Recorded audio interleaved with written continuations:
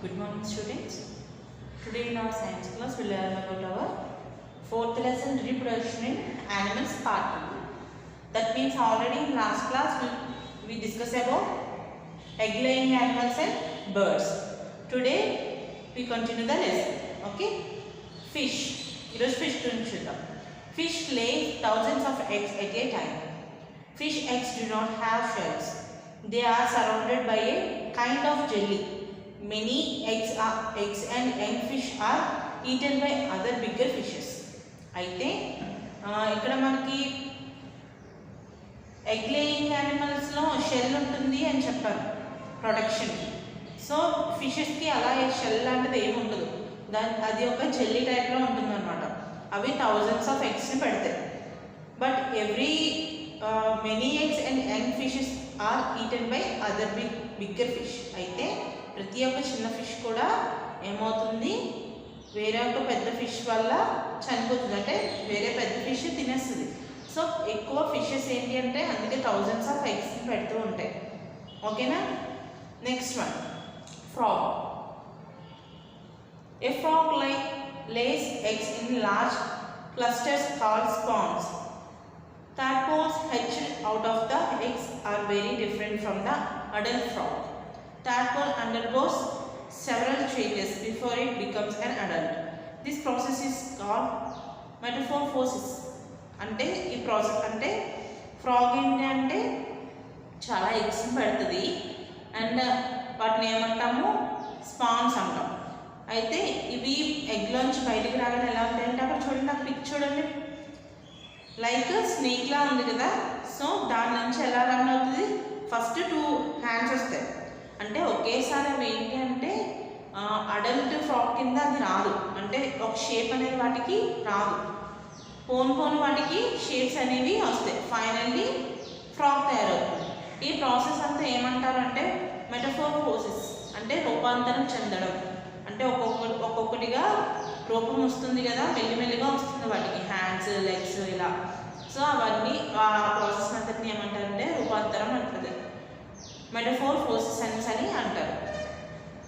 అంటే తెలుగులో రూపాంతరం చెందడం. ఓకే, అక్కడ ఫ్రాగ్ యొక్క లైఫ్ సైకిల్ ఇచ్చాడు. నెక్స్ట్ వన్, రెప్టైల్స్ అంటే సరీసృపాలు. Reptiles like lizards, turtles and snakes lay their eggs on the ground. After laying the eggs, some go away and never come back. The eggs are warmed by the heat of the sun and hot protected by the parents. Many are eaten up by other animals. అయితే కొన్ని eggs ఏంటి అంటే like బల్లులు కానీ, snakes కానీ and తాబేళ్ళు కానీ, ఇవన్నీ ఏంటి అంటే ఎగ్స్ని పెడతాయి అండ్ పెట్టి వాటిని వార్మ్ చేస్తాయి, అంటే వేడి చేస్తాయి అనమాట. వేడిగా ఉంటేనే అందులోంచి, ఇప్పుడు హెన్ చూడండి, ఎగ్ని వార్మ్ చేస్తుంది. వార్మ్ చేసినప్పుడు వాటి నుంచి కోడిపిల్ల వస్తుంది. అలాగే ఇవి కూడా వాటి ఎగ్స్ని వార్మ్ చేస్తాయి. వార్మ్ చేసినప్పుడు వాటి నుంచి పిల్లలు వస్తాయి. కొన్ని ఎగ్స్ ఏంటి అంటే చాలా యానిమల్స్, బిగ్ యానిమల్స్ ఆ ఎగ్స్ని తినేస్తాయి. బట్ అందులో కొన్ని మాత్రమే బతుకుతాయి అన్నమాట. అవి పెట్టిన ఎగ్స్లో కొన్ని మాత్రమే వాటి నుంచి పిల్లలు వస్తాయి. మిగిలిన చాలా వరకు పడైపోయి అంటే తినేస్తాయి వేరే యానిమల్స్ వచ్చి. ఓకే, నెక్స్ట్ వన్, అక్కడ చూడండి, ఫస్ట్ ఏంటి, యానిమల్ ఏంటి, first here are some pictures of some reptiles with their eggs, name them. అయితే కొన్ని ఎగ్స్తో పాటు యానిమల్స్ ఉన్నాయి, వాటి నేమ్స్ ఏమంటాడు. ఫస్ట్ వన్ ఏంటి, టోర్టాయిస్, తాబేల్. నెక్స్ట్ వన్ క్రొకడైల్, ఓకే, ముసలి. నెక్స్ట్ వన్ లిజర్డ్ అంటే బల్లి. నెక్స్ట్ వన్ ఏంటి, స్నేక్. ఓకే, నెక్స్ట్ ఇన్సెక్ట్స్ అంటే చిన్న పురుగులు అనమాట. All insects reproduced by laying eggs. Insects like grasshopper and cockroaches have 3 stages in their life cycle. After hatching from the egg, the young one looks like the adult but is wingless. It is called a nymph. After molting, it becomes an adult. Molting means shading of old skin. Okay, అంటే చిన్న insects కూడా వాటి production ఎలా start చేస్తే eggs ద్వారానే అవి start చేస్తాయి. Like gross hopper కానీ కాక్రోచెస్ కానీ అంటే బొద్దింకలు కానీ అవి కూడా ఎగ్స్నే పెడతాయి. ఓకేనా? అయితే వాటికి రెక్కలు అవి ఏమీ ఉండవు అనమాట, wingless. It is called a nest. After moulting it becomes an adult. Moulting means shedding of old skin. అయితే ఓల్డ్ స్కిన్ షేడ్ అయిపోయి న్యూ స్కిన్ వస్తుంది అనమాట. అప్పుడు అవి అడల్ట్, అంటే లైక్ గ్రాస్ హోపర్ అయితే గ్రాస్ హోపర్, కాక్రోచ్ అయితే కాక్రోచెస్లా తయారవుతాయి. Next, insects like butterflies undergo 4 stages of growth and development. అయితే లైక్ బటర్ఫ్లైస్లో ఏంటి అంటే 4 స్టేజెస్ ఉంటాయంట. The young one that hatches from the egg is very different from the adult. It looks more like a worm and is called a larva. The larva of a butterfly is called caterpillar. అయితే బటర్ఫ్లైకి 4 stages ఉంటాయి. And first ఏంటి అంటే eggs చాలా డిఫరెంట్గా ఉంటాయి. First adult కింద రాదు, అడల్ట్లా ఉండదు అది. It looks more like A worm and is called a larva. అది చాలా హీట్గా ఉంటుంది, దాన్ని ఏమంటారు? లార్వా అంటారు.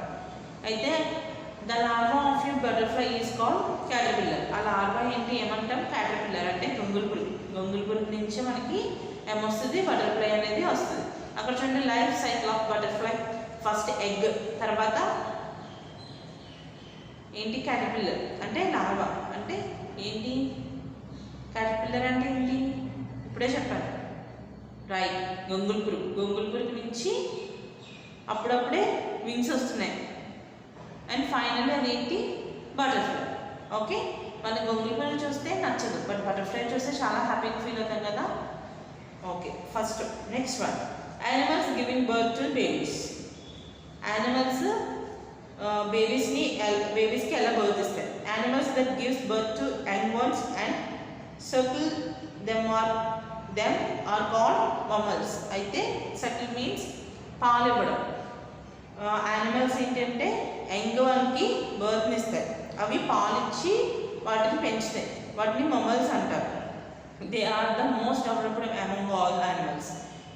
Their babies are covered with hair. Example of mammals are cats, horses, goats, elephants, rabbits, rats, etc. అయితే వాటి యొక్క హెయిర్ దేంతో ఫిల్ చేసి ఉంటుంది? హెయిర్తో కవర్ చేసి ఉంటుంది. ఓకే, ఎగ్జాంపుల్స్ ఏంటి? క్యాట్స్ హెయిర్ ఉంటుంది, horses, goats, elephants and rats వీటన్నిటి మీద కూడా హెయిర్ అనేది ఫామ్ అయి ఉంటుంది కదా. సో హెయిర్తో కవర్ అయి ఉంటుంది. Human beings are also mammals. The smallest mammals is a shrew with a body about 2 inches long. అయితే అవి పుట్టినప్పుడు ఎందుకంటే 2 inches లాంగ్ ఉంటుంది. Though bats fly like birds, they too are mammals. Next one, అక్కడ చూడండి, picture ఇచ్చారు చూడండి. A human family, a tiger family, an elephant family, a cat family. Okay, mammals take care of their babies for a long time. Usually the mother cares for the young.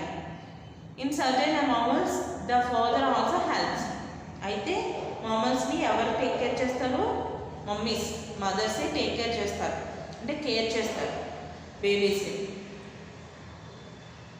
Usually the mothers cares for the young.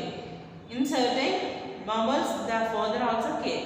అయితే కొంచెం ఎదిగే వరకు కూడా వాళ్ళ parents వాళ్ళ mother care చేస్తారు. After that ఎవరు చేస్తారు? వాళ్ళ ఫాదర్ చేస్తారు. వాళ్ళ ఫాదర్ ఆ కేరింగ్లో హెల్ప్ చేస్తారు అనమాట. He haunts for food and grads the young ones. అయితే వాళ్ళు పేరెంట్స్ అంటే ఫాదర్ ఏం చేస్తాడు? ఫుడ్ ఏమైనా కావాలి అంటే ఫుడ్ని వెతికి తీసుకొస్తారు. అండ్ వాళ్ళ పేరెంట్స్ వాళ్ళ మదర్ని, ఆ పిల్లల్ని కూడా ఫాదరే అంటే కాపాడుతూ ఉంటారు అనమాట. గార్డ్ అంటే కాపాడుతారు అనమాట, అంటే లైక్ సెక్యూరిటీ గార్డ్గా ఉంటారనమాట father. The mother feeds the babies, cleans them and keeps them warm. అయితే మదర్ బేబీస్ని క్లీన్ చేయడం, అంటే లైక్ హ్యూమన్స్ అయినా యానిమల్స్ అయినా వాళ్ళ బేబీస్ని క్లీన్ చేస్తూ ఉంటాం కదా మనం.